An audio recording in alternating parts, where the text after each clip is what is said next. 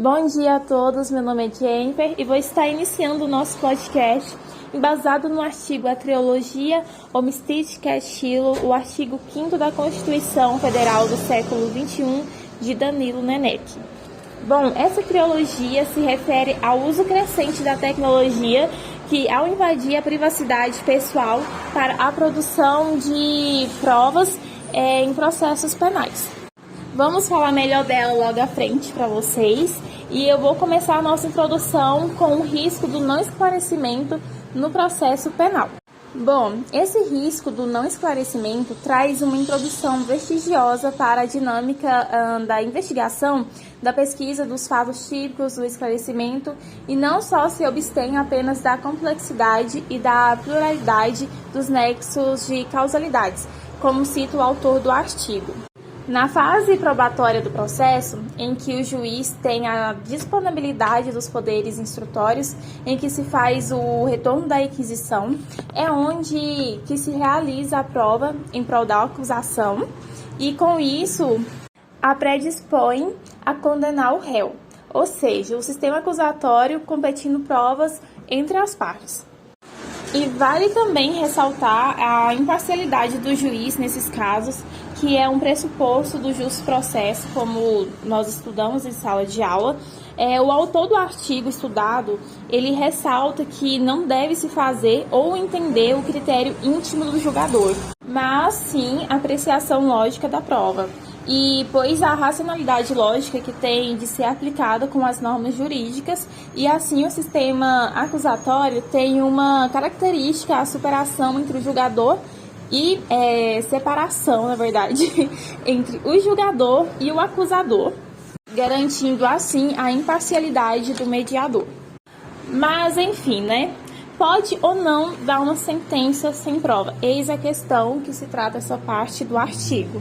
Quando o processo se abstém de provas o suficiente para a sentença, ou na hipótese também de não haver provas materiais ou provas testemunhais, em que o juiz vai precisar para dar uma sentença justa, e nessa hipótese que eu falei para vocês de não haver essas provas, com isso as cortes criminais têm que lidar com essa situação utilizando o princípio da presunção de inocência. Está lá no artigo 386 do CPP. Aí lá tem todos os parágrafos que mostram quais são os requisitos para essa presunção de inocência. E tal inversão do princípio da inocência abre debate sobre o CPP, em que, de um lado, determina a situação, que é a falta de provas e por imprudência de insubsistência da acusação, mas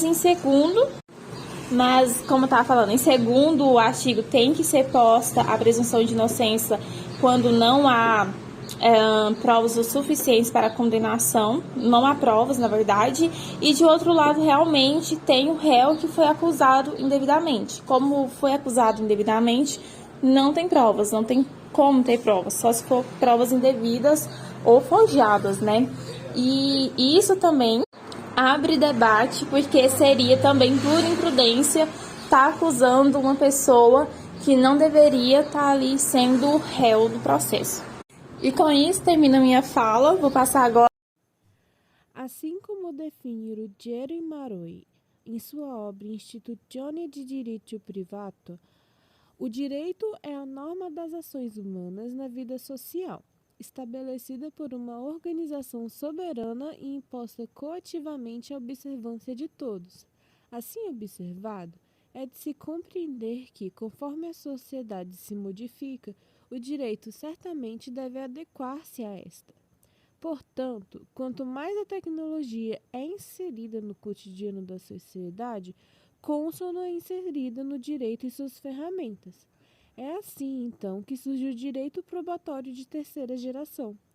Pode-se citar como exemplos dessas provas os exames de DNA e toxicológicos, grampos telefônicos, uso de satélites para localização, gravações de imagem e áudio, fiscalização de movimentações bancárias, programas de progressão de idade e vários outros. Danilo Nenec, em sua obra, explica que, em razão da novidade que são as provas de terceira geração, sua definição precisa ainda é difícil de ser compreendida.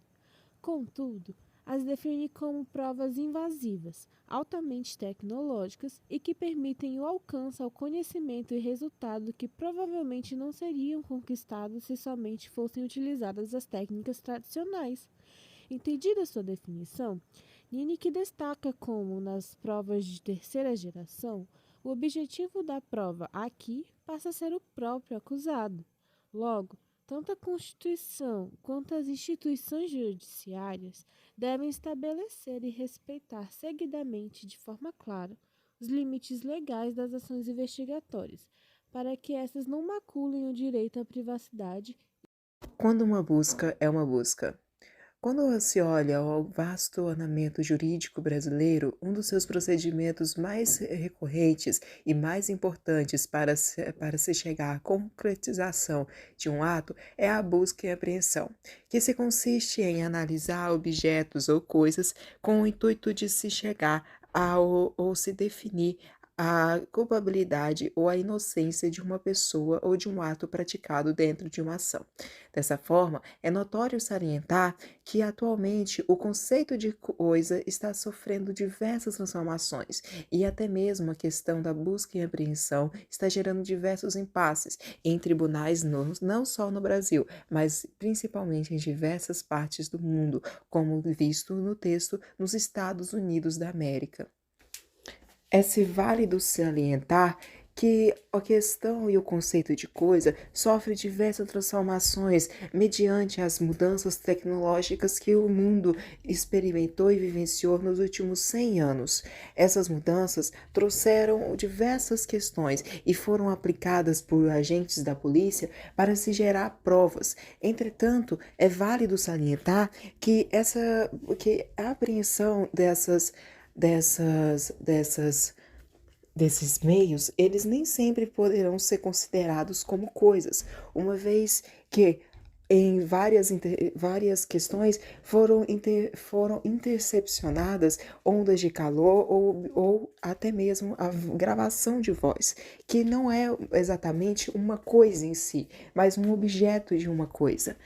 Quando se pegaram ou se interceptaram antigamente cartas em papéis, era-se mais fácil delimitar essa questão da coisa ou do objeto, que é algo mais tangível.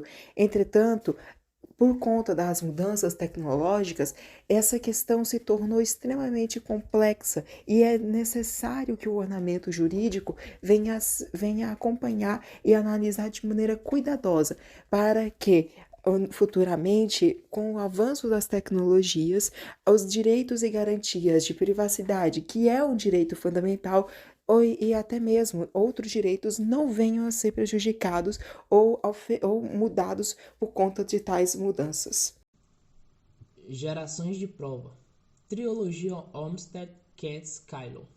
Estes 3 casos são precedentes apreciados pela Suprema Corte dos Estados Unidos da América. Eles referem-se ao uso crescente de tecnologias que invadem a privacidade pessoal para a produção de provas em processos penais. O tema é novo no direito brasileiro. Foi citado no julgamento de recursos em habeas corpus 51.531 do STJ.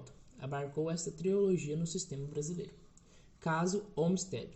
Este caso é de 1928 e foi considerado um direito probatório de primeira geração no ordenamento estadunidense.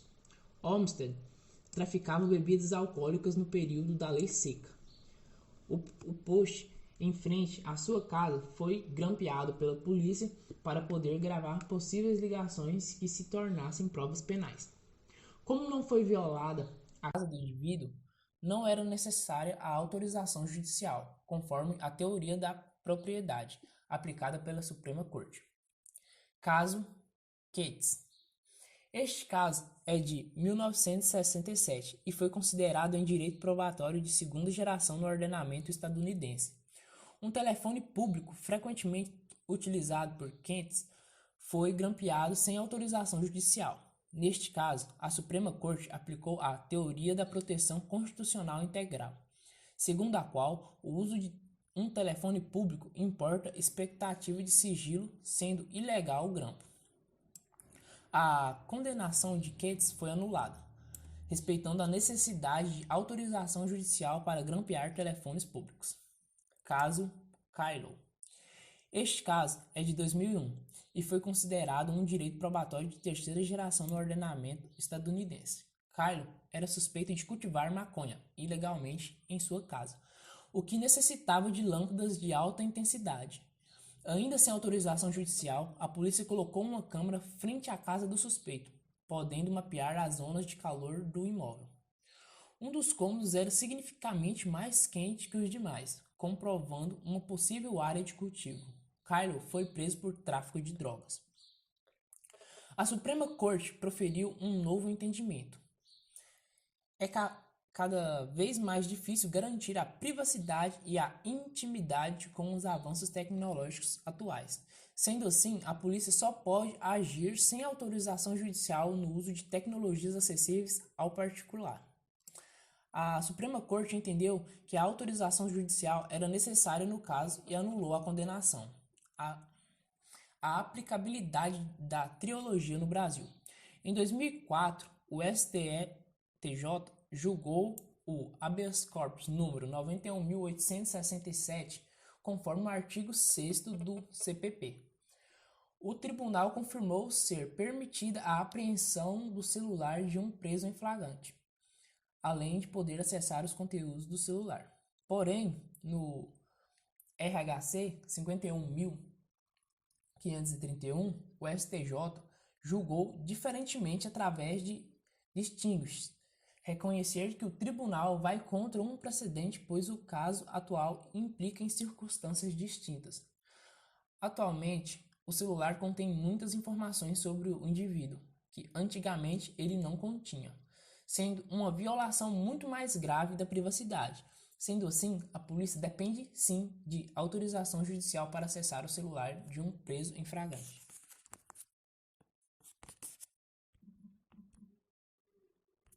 De acordo com a tradição do common law, admite que é legal para o recolhimento de informações a simples observação visual da polícia para algum indivíduo. Assim sendo, nessa questão não representaria uma forma de busca. No entanto, com o avanço dos meios de tecnologia e o uso desses em investigações criminais, tornou-se um sistema cada vez mais repressivo, duro e penetrante. Sendo assim, o caso descrito anteriormente em relação à condenação de um indivíduo que foi pego por meio de um aparelho tecnológico que, usado em via pública, mas teve o objetivo de retratar sobre as ondas de calor de uma determinada casa, na qual, nessa residência, havia suspeita de plantação de maconha, foi um caso de busca, já que isso traz de forma explícita no conceito de busca da Quarta Emenda.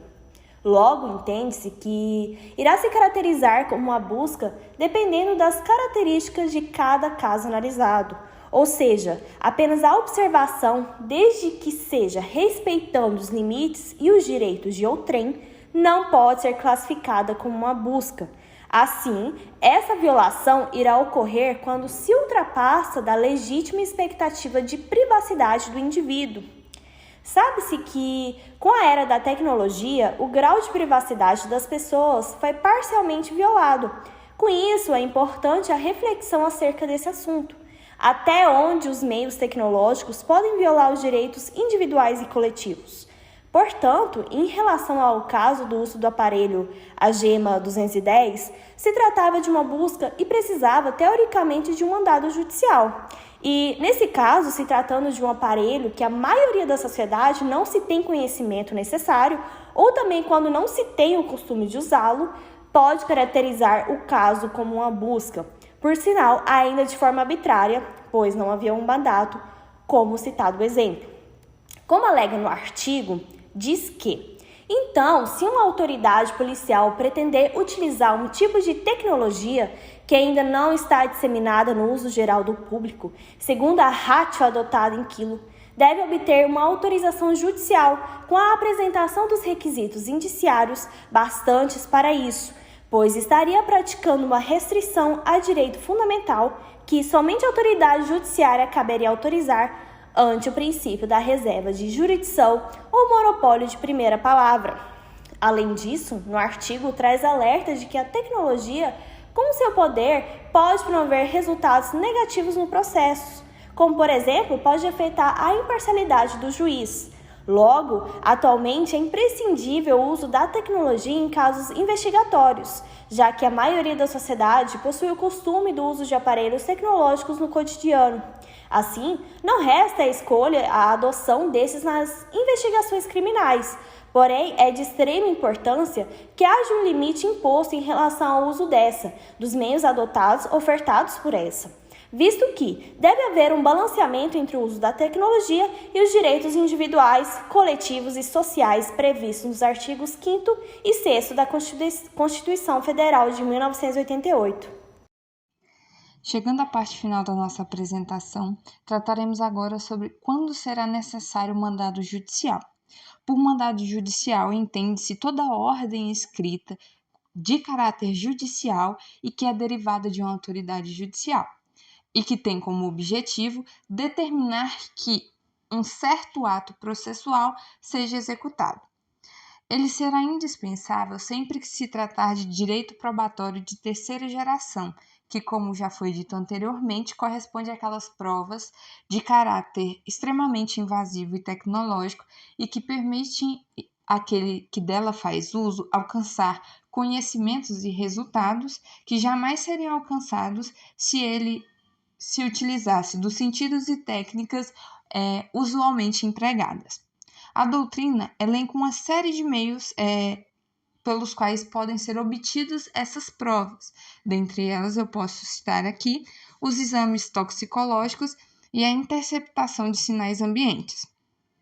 Outro fator que vai fazer com que um mandado judicial seja necessário é o fato de que esses recursos tecnológicos, que por vezes são empregados pelas autoridades na busca por esses elementos probatórios, não são de domínio público.